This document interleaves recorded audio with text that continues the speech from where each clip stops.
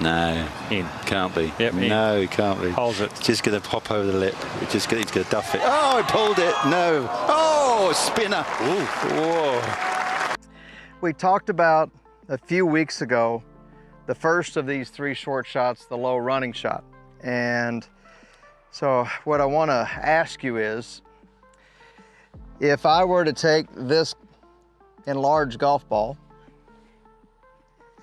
and if I were to take this tiny little club, and if I aim the club face over that way, parallel to this stick down here, and if I swing out that way and I lean the shaft forward, what will that ball do? It'll stay low. What else will it do? It'll run. It's not gonna bite, is it? Because I'm gonna, if I hit it like this, what kind of spin will this ball have? Will it have pure backspin like this? Well, it really won't have top spin. I'd have to top it to do that, but it'll also be spinning in this direction too, right? So it's gonna have a limited amount of spin and it's gonna be tilted this way, so it's kind of like a hook shot. So that'll be low and that will probably run, correct? Well, the shot we're gonna talk about today is similar in the fact that we want it to be very low, but this one's gonna bite. So what is that gonna look like? Well, let's say that that's my golf ball and I aim the club face, as you can see, a little bit to the right of the flag, and I swing in this direction with that club face and this forward shaft. What will that ball probably do? It's a real question. Waiting for a response. Will it go toward the, should go there and probably have backspin. It'll have a lot of backspin because the face is more open, it has more loft. And since the face is aiming that way, it's not gonna go over here, is it? So the club face is king. In all these shots, the club face is king. So if I have the face aiming over on this stick and then I swing on this stick to the left here and I follow this plane, the ball won't go to the left just because I swing over there. Does that make sense? And so this ball, because I'm gonna hit down on it pretty sharply, is gonna do what? Have backspin. And it's gonna have a little bit of spin to the right. Well, that kind of spin kind of augers itself into the green and then checks a little and then it trickles out. That makes sense? So I want you to have this visualization when you're trying to hit this shot. It's very, very important that you get a feel for how dramatic you've got to be to hit this shot. So if I hit one here for you, I'm gonna lean the shaft forward a lot. I'm gonna aim the face at the right edge of that circle, and I'm gonna swing over this way someplace, and I'm gonna hit down on the ball, and you can see, it just kind of hits and this trickles, right? Does that make sense? So this is exactly the opposite of the low runner. What did I do to hit that one? And I swung to the right, okay? If I hit the low checking shot, I'm gonna hit down on this ball sharply and I'm gonna hold the face pretty square or even open, and I'm gonna swing over that way. And then what will that ball do? It looked entirely different, didn't it? Both of them ended up okay, didn't they? Both of them ended up okay, but there are times when, especially at Terra Vita, where you cannot afford to have the ball take off on you. You cannot afford to have this ball go like that.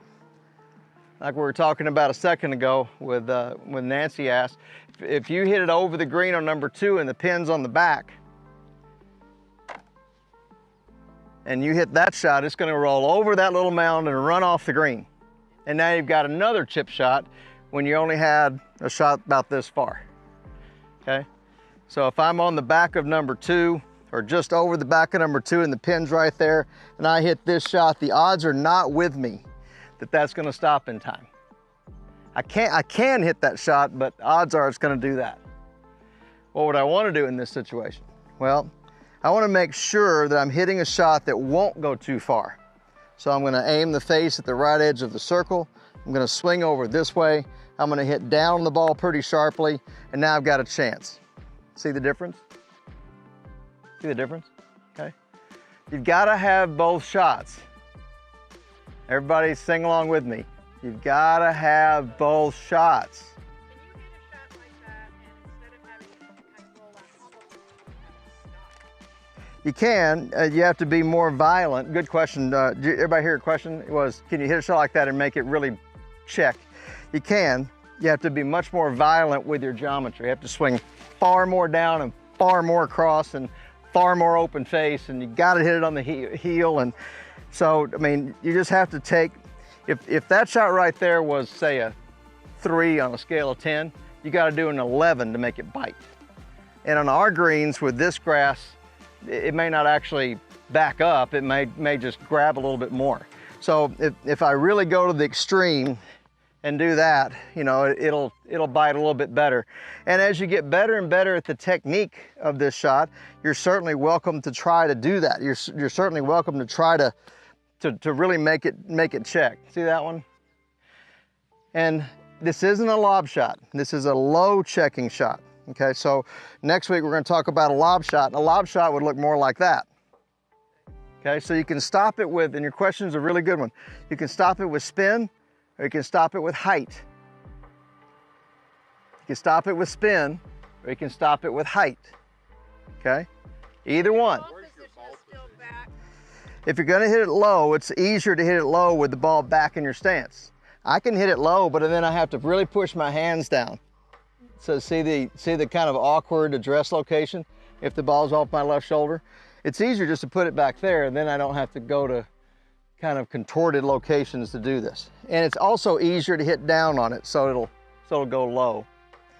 I can't begin to tell you how important it is that you feel like you hit down on this shot, that you are striking the ball like that, like you're hitting on top of the ball this way. You're hopefully not gonna do that, but the sincere feeling is you're gonna hit right there. The feeling, not the execution. Sorry? Well, yeah, I mean, that's a low runner that you do not want to be dealing with, okay? That is not a good shot. That is not dependable. So, back in your stance is better. I like using my collarbones because they're the same length every day. I can change the width of my stance, and now the off my right foot is too far back. So I like using collarbones for ball position. I can line this up with my right shoulder really easy just by looking down.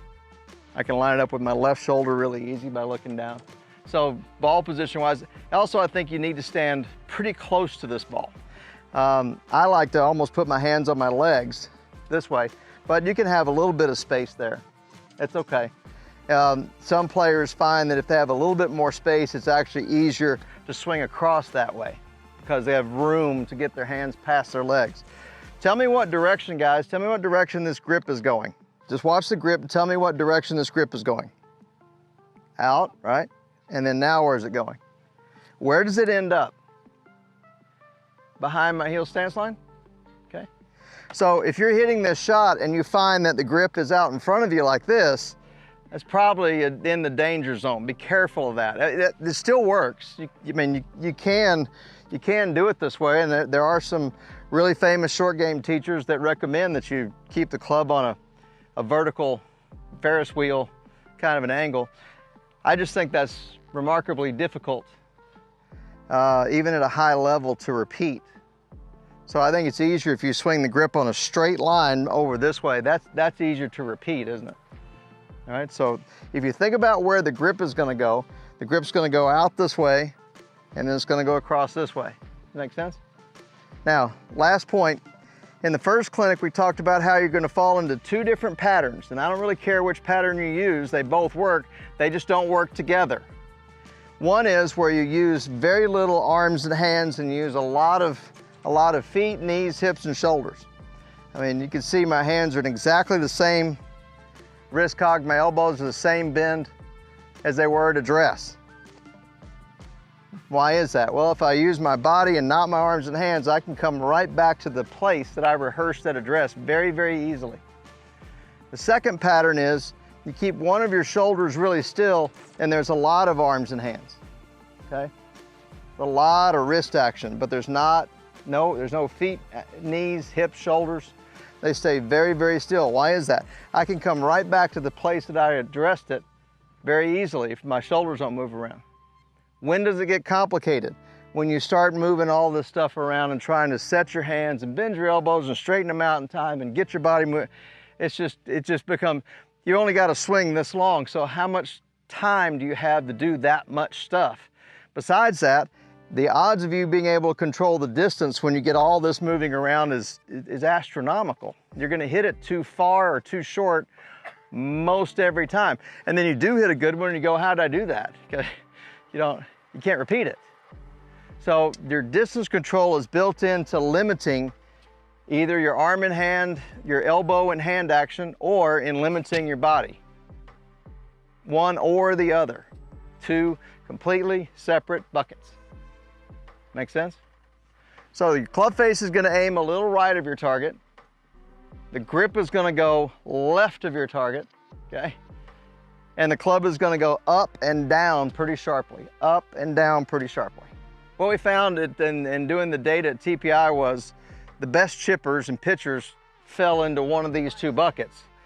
Though as you go up the list of players who don't get it up and down or proximity isn't very good around the greens, they're using more and more of both. Why would I want to put this on the heel? Well, if I hold this really lightly and I hit the ball on the toe, look at what the face does. See it wiggle? If I hold this really lightly and I hit it on the heel, what does the face do? Nothing. So because of the loft and because the sweet spot is behind the shaft, the stable part of the club is closer to the heel with a high lofted club. Now you get to about an 8-iron or a 7-iron, that's not true. But with a high lofted club, the stable part is on the heel. Well, if you are cutting across it like this and you really want it to spin, the closer to the hosel you can hit it, the better.